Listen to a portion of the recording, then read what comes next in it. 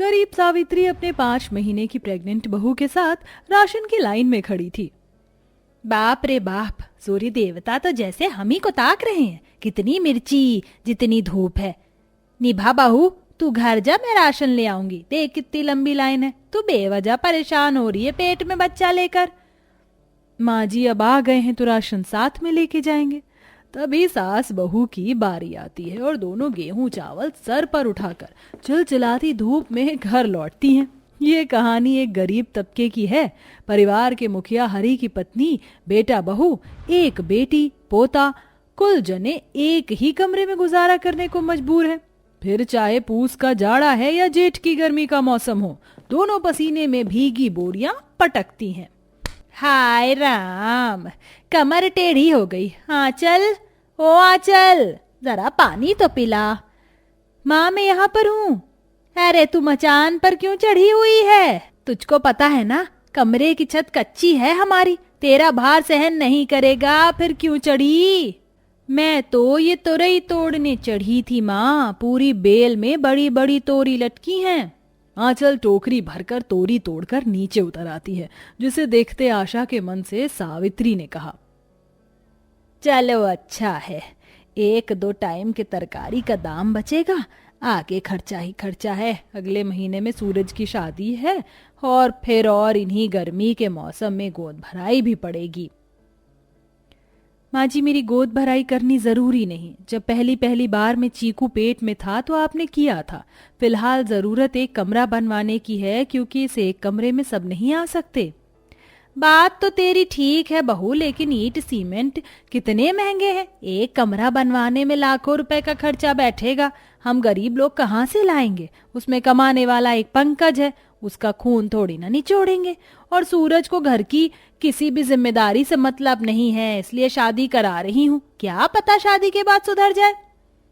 बूढ़ी सावित्री के बोल में उसके दिल में बसा दुख साफ दिख रहा था, क्योंकि आस पड़ोस वाले ने अच्छे पक्के घर बना लिए थे, लेकिन अभी इस गरीब परिवार के पास पुरखों की देन एक ही कमरा था। सूरज डूबने के साथ बहू चूल्हा जला लेती है। क्या बात है बहू, इतनी जल्दी शाम आँच जला लिया? वो माँ जी, फिर देर से खाना बनाने में कमरे में गर्मी मच जाती है और पंखा भी चूल्हे की गर्मी खींच कर नाचता है, इसीलिए। चल अच्छा है, गर्मी के मौसम में टाइम से रोटी पानी बन जाए वही भला। खाना बनाकर दोनों नंद भाभी सभी को परोसती हैं। क्या बात है, आज तो बहू ने रसेदार भिंडी बनाई है। वही मैं तो पेट भर के रोटी खाऊंगा। माँ सब्जी टेस्टी टेस्टी बनी है, आज मैं पूरी की पूरी एक रोटी खत्म कर दूंगा। शाबाश चीकू बेटा। सब खा ही रहे होते तभी कोई दरवाजा खटखटाता है। इस टाइम में कौन आ गया? मैं देखती हूँ आंचल, तुम यहीं ठहरो। बहू जैसे दरवाजा खोलती, सामने ससुर के रिश्तेदार पेटी बक्सा लेके खड़े थे। ये तो ससुर जी के भाई भाभी और बेटे हैं। हाय हाय, आग लगे उस लुगाई को, मेरी लाखों की बनारसी साड़ी की जात मार दी। अब कभी जनरल डिब्बे में नहीं चढ़ूंगी। तुम्ही ने कहा था कि जनरल वाला डिब्बा खाली जाता है। कचूमर बन गया अब तो गर्मी में मेरा। बाप रे, कितना लड़ झगड़ रहे हैं ये तो। इनको बुलाया किसने है? अरे ओ बहू, दरवाजे पर ही खड़ी रहेगी क्या? तुम्हारे यहाँ मेहमानों के स्वागत का प्रावधान नहीं है क्या? बेलज्ज की तरह खड़ी है। पाँव छू। माफ कीजिएगा बुआ जी, प्रणाम। हाँ ठीक है बहू। तीनों अंदर घुसे चले आते, जहाँ गर्मी में पहले ही गरीब ससुराल वालों को अपने रहने के लिए कमरा पूरा नहीं पड़ रहा था, अब उसमें बिन बुलाए मेहमान चले आते हैं। अरे पप्पू, तू यहाँ पर? पाए लागू बड़े भैया, वो क्या है ना, एक ही जगह रहे रहे मन ऊब गया था, तो सोचा कहीं घूम फिर आए। अरे मुझको तो बहुत जोर की भूख लगी है और ट्रेन में धक्का मुक्की के चलते सोया भी नहीं हूँ बड़ी मम्मी। कोई नहीं रमेश बेटा, तुम जल्दी से हाथ धो लो, फिर खाना खा लेना। तब तक आंचल बिस्तर कर देगी। ननद मेहमानों के लिए पंखे में नरम बिस्तर कर देती है, जिसमें वो फैल कर सोते हैं, और सास ससुर ननद पति से सब जने कमरे में बची थोड़ी जगह में बड़ी दिक्कत में सोते हैं आधी रात में। हे जी, थोड़ा सर को ना, मुझको सोना नहीं बन पा रहा, हवा भी नहीं लग रही, बेचैनी हो रही है। मैं तो पहले ही इतनी कम जगह में सोया हुआ हूँ। मम्मी हवा नहीं लग रही है। हवा कहाँ से लगेगी?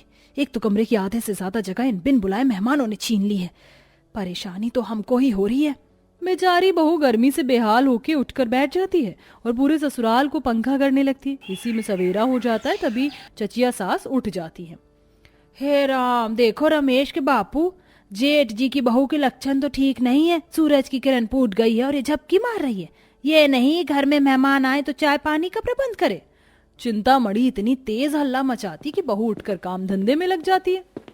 माँ जी, खाने में क्या बनाना है? आलू रोटी बना दो। नहीं बहू, जाके बनिए से थोड़ा नमकीन बिस्कुट ले आ उधारी में। अब हम सब तो रूखा सूखा भी कैसे न कैसे करके खा लेते, मगर मेहमान को थोड़ी खिला सकते हैं। बहू मेहमानों को नाश्ता पानी कराती है। पूरे टाइम कमरे के पंखे वाली जगह में ही बैठे रहते हैं, जबकि परिवार गर्मी से उबलता है। इसी तरह से 1-2 हफ्ते गुजर जाते हैं, मगर मेहमान जाने का नाम नहीं लेते। आज क्या बना रही है बहू? आज ना आलू पूरी बना ले, वही खाएंगे। हाँ, और साथ में थोड़े दही भल्ले और आम पन्ना भी बनाना। भाभी, गर्मी का मौसम है ना। जी अच्छा, फरमा दिया दोनों ने ऑर्डर। पता नहीं कब जाएंगे ये लोग, दही के जैसे जम ही गए। इनको दिखाई भी नहीं देता कि एक कमरे में कितनी दिक्कत हो रही है। तंग आकर इस विषय में बहू सास ससुर से बात करती है। सासू माँ, ससुर जी, चाचा चाची जी और देवर जी को इतने दिन आए हो गए, इनको जाने को कहिए, कितनी किल्लत हो रही है। हम तो शर्म के मारे नहीं कह रहे बहू, मगर इनको तो समझना चाहिए। फिर अब तो सूरज की शादी को भी दिन गिन के रह गए हैं। क्या कहा? सूरज की शादी? फिर अब हम सूरज की शादी देख कर ही जाएंगे जिज्जी। चिंतामणि हर नाते रिश्तेदार में शादी का ढिंडोरा पीट देती है, जिससे अब और भी बिन बुलाए मेहमान चले आते हैं, जिसमें से फूफा, बुआ और उनके बच्चे भी थे। धूम धड़ाके से पूजा और सूरज की शादी होती है और वो ससुराल आती है, जहाँ शादी के लहंगे में वह पसीने में भीगी खड़ी थी।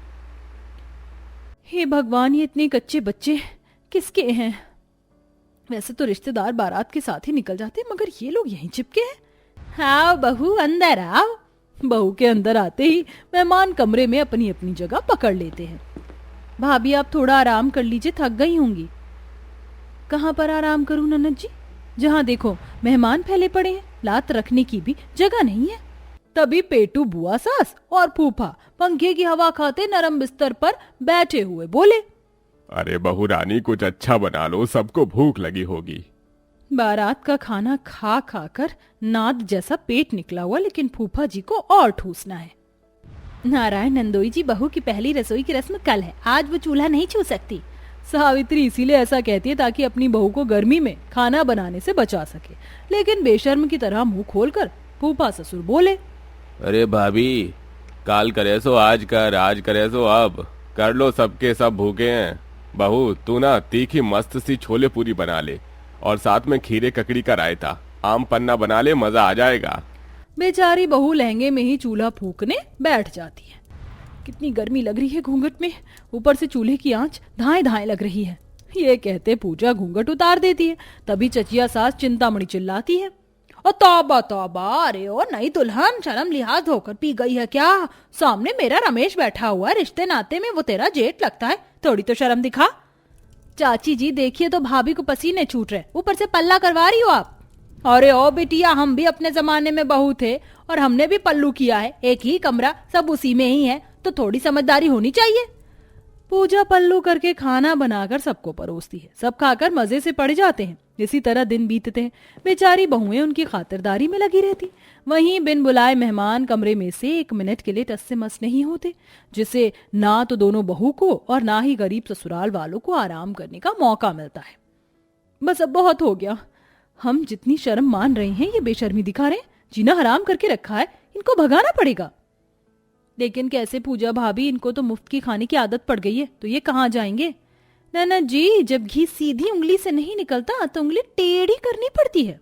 तीनों ननद भाभियां अब मेहमानों को भगाने पर तुल जाती। आधी रात को कमरे में सब सोए थे, तभी बिजली गुल हो जाती है। अरे ये क्या हो गया? ओहो, कितनी गर्मी लग रही है। लाइट भाग गई है चाचा जी, और कोई अता पता भी नहीं कि कब आएगी। हे भगवान, बिना लाइट पंखे के तो इस कमरे में अंगार बरस रहा है। चलो बाहर बिस्तर करते हैं। गर्मी से परेशान मेहमान मच्छरों की तरह बुनबुनाते हुए बाहर आके सोते हैं, लेकिन वहां उनको मच्छर काटने लगते हैं। इसी में सुबह निकल आती है। दिन निकल आया, आज नाश्ता पानी नहीं बनेगा क्या? जी बनाया है जेठ जी, ठहरिए लाती हूँ। दोनों बहू सबकी थालियों में रोटी और अचार प्याज लाकर रख देती हैं, जिससे मेहमानों का मुंह चढ़ जाता है। हाय हाय, ये कैसा घर है, देखो जरा, मेहमानों की मेहमान नवाजी रोटी प्याज अचार खिलाकर की जा रही है। बुआ जी, गर्मी के मौसम में यही खाना उत्तम होता है, खा लीजिए। हाँ खा लीजिए सब, क्योंकि कल रोटी भी नसीब नहीं होगी। लेकिन वो क्यों भला?